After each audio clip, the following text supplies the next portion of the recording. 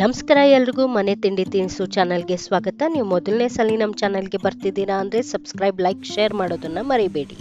ನೋಡಿ, ಮಜ್ಜಿಗೆ ಹುಳಿ ಮಾಡಬೇಕಂದ್ರೆ ನಾವು ಯಾವಾಗಲೂ ಕಡಲೆಬೇಳೆ ನೆನೆಸಿರಬೇಕು ಅಂತ ಅಂದ್ಕೊತೀವಿ.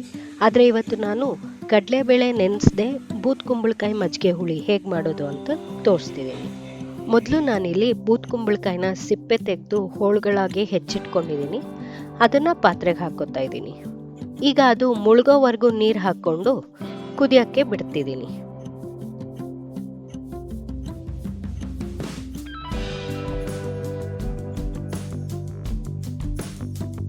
ಅದ್ರ ಜೊತೆಗೇನೆ ಚಿಟಿಕೆ ಅರಿಶಿನ ಹಾಕೋತಾ ಇದ್ದೀನಿ.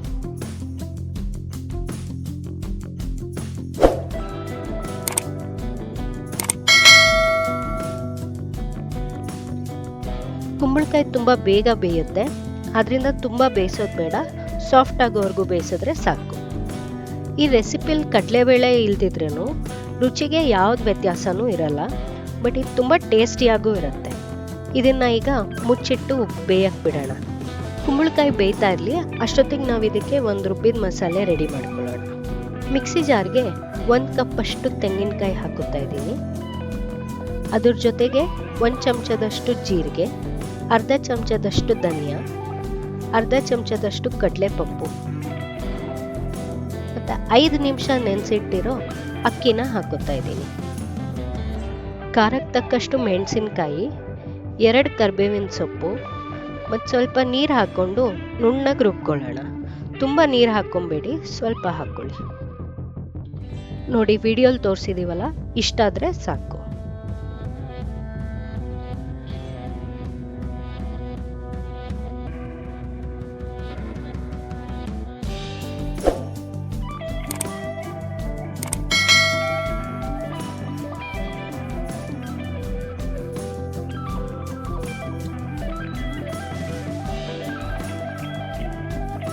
ನೋಡಿ, ಕುಂಬಳಕಾಯಿ ಇಷ್ಟು ಬೆಂದರೆ ಸಾಕು, ವಿಡಿಯೋಲಿ ತೋರಿಸಿರೋ ಹಾಗೆ.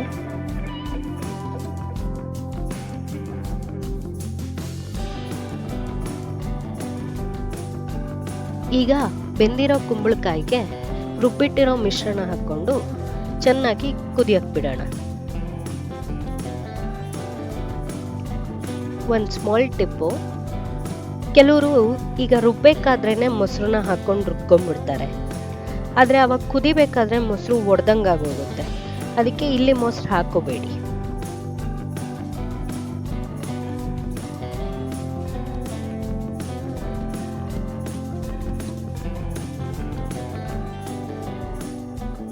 ನಾವಿಲ್ಲಿ ಅಕ್ಕಿ ಮತ್ತು ಕಡಲೆಪಪ್ಪು ಹಾಕಿರೋದ್ರಿಂದ ಸ್ವಲ್ಪ ಗಟ್ಟಿ ಆಗ್ತಾ ಬರುತ್ತೆ. ನೀರು ನೋಡ್ಕೊಂಡು ಹಾಕಿ, ಮೊಸರನ್ನು ನಾವು ಹಾಕೋದ್ರಿಂದ.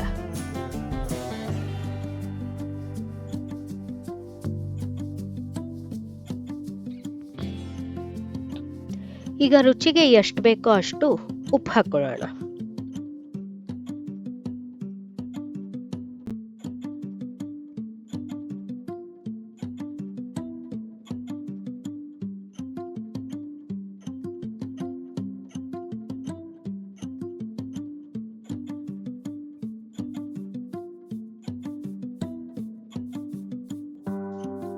ಇದು ಚೆನ್ನಾಗಿ ಕುದ್ದಾದ್ಮೇಲೆ ನಿಮಗೆ ಮೊಸರನ್ನ ಕಡ್ದಿಟ್ಕೊಂಡು ಇದಕ್ಕೆ ಹಾಕ್ಕೊಳ್ಳಿ.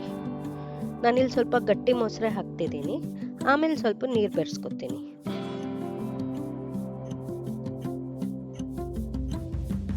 ಮೊಸರು ಹಾಕಿದ್ಮೇಲೆ 1 ಕುದಿ ಬಂದರೆ ಸಾಕು, ಸಣ್ಣ ಉರಿಯಲ್ಲಿ, ತುಂಬ ಕುದಿಸೋದು ಬೇಡ. ಈಗ ಇದಕ್ಕೆ ಒಂದು ಒಗ್ಗರಣೆ ಕೊಡೋಣ.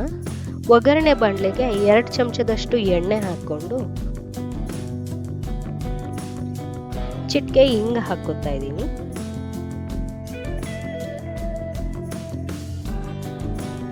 ಅದಾದ್ಮೇಲೆ ಚೂರು ಜೀರಿಗೆ ಮತ್ತೆ ಸಾಸಿವೆ ಮಿಶ್ರಣ ಹಾಕೊಂಡು ಚಿಟ್ಕುಟ್ಟಾಗಿ ಬಿಡ್ತಾ ಇದ್ದೀನಿ. ಇದಕ್ಕೀಗ ಕರಿಬೇವು ಹಾಕೊಂಡು ಸ್ವಲ್ಪ ಚೆನ್ನಾಗಿ ಆಡಿಸಿ ಮಜ್ಜಿಗೆ ಹುಳಿ ಜೊತೆ ಮಿಕ್ಸ್ ಮಾಡಿಬಿಡಿ.